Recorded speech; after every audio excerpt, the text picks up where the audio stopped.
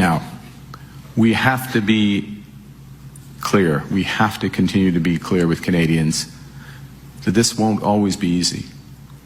What's happening, as I said earlier, in the global economy, partly in jest, but this is serious now, what's happening in the global economy is not a transition. It's a rupture. It is a major change in a fast period of time. The U.S. is fundamentally transforming all of its trading relationships, not just with Canada. The effect is profound. It's displacing workers. It's disrupting supply chains. It's causing immense uncertainty that's curbing investment and increasing unemployment. We're over the shock, but we should never forget the lessons. We have to look out for ourselves, and we have to take care of each other.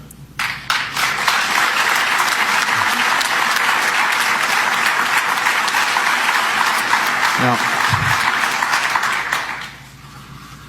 as I say, the impact of those tariffs, that economic uncertainty is slowing that business investment. It's increasing unemployment. Our response to this can't be slogans. It can't. And our horizon can't be short-term. We have to transform our economy from one that's reliant on a single trading partner, too reliant on that single trading partner, to one that's more resilient. One that's built for Canadian workers and their families on the strong foundation of Canadian industries and supported by new, diverse trading partners. That's how we're going to create greater certainty, greater security, greater prosperity for all Canadians. They are how we'll get those opportunities that help Canadians to get ahead. We're going to empower Canadians because nous sommes maîtres chez nous. Absolument.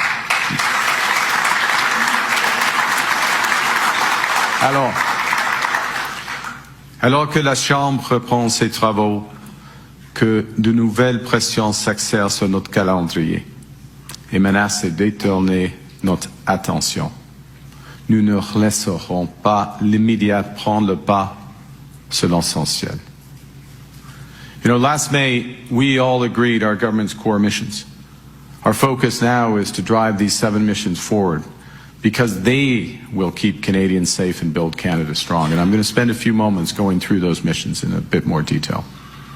First and foremost, we're going to build that new relationship with the United States. But let's be clear where we're starting from. Canada now has the best deal of any country in the world with the United States. 85% of our trade is tariff-free.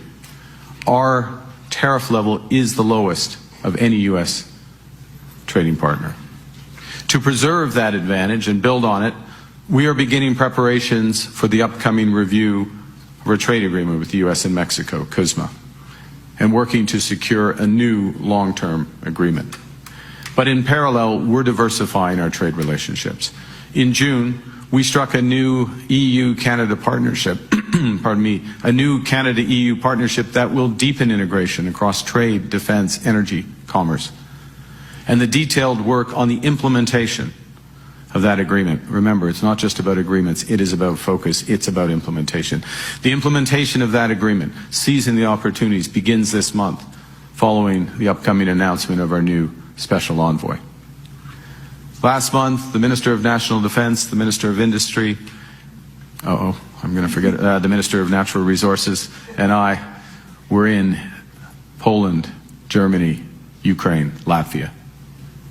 We're there for our allies, but we're also there to advance greater opportunities for shared prosperity and security, including in critical minerals, in energy, in defense, and in artificial intelligence.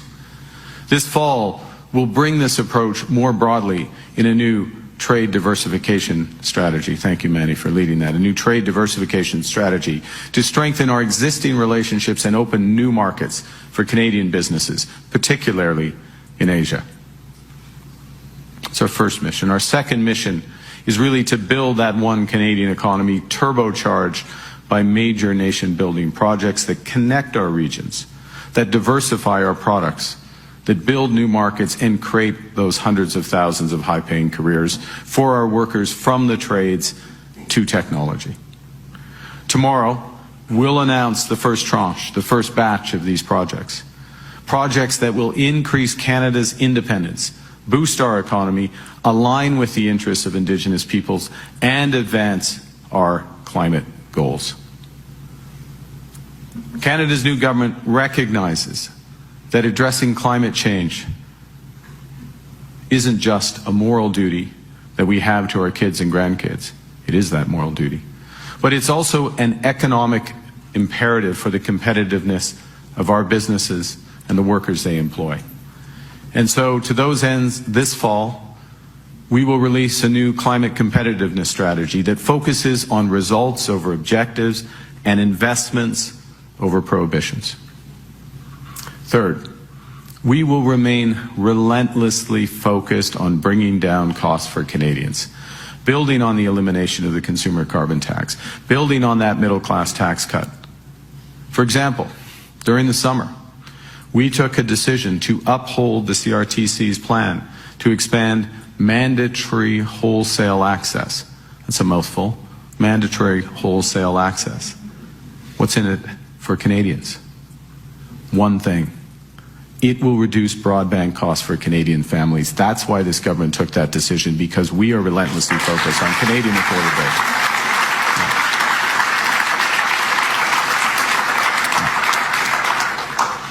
Led by the Minister of Finance, Minister of Industry, we will keep finding ways to increase competition for the hard-earned dollars of Canadians in telecom, in banking, in retail, across our economy. You know, it's crucial to recognize as well that when we take tough decisions in our upcoming budget, our focus on reducing wasteful spending, duplication, we're doing that so we can protect the social programs that make life more affordable for Canadians, including childcare, health care, dental care, pharmacare. We have to make these decisions.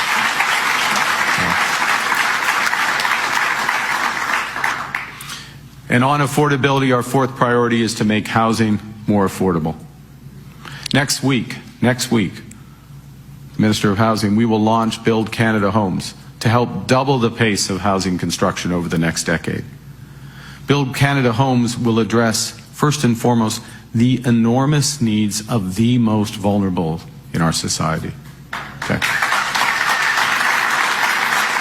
Because that's what the government cares.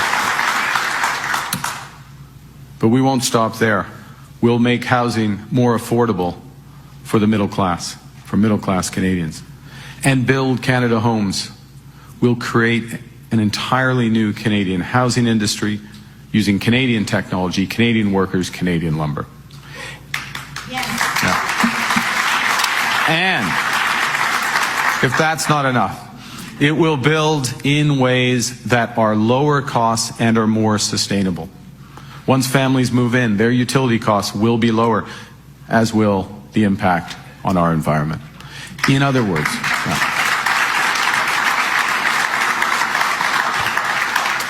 we won't just build houses. We will build housing that's compassionate, that's competitive, that's climate friendly, and above all, that's Canadian. Yeah. Our fifth priority is to protect our sovereignty and our security. And over the summer, we advanced our plans to rearm, rebuild, and reinvest in the Canadian Armed Forces, including giving the women and men of the armed forces the largest pay raise in a generation.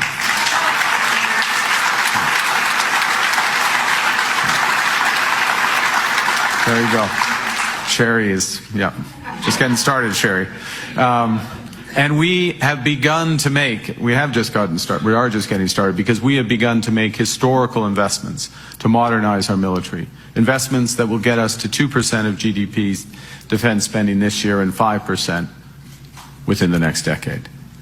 In doing so, though, we will ensure that our workers and businesses across Canada benefit from this huge increase in procurement, an increase that will require using Canadian steel, Canadian aluminum, Canadian critical minerals, and Canadian cyber and AI technologies. Hello.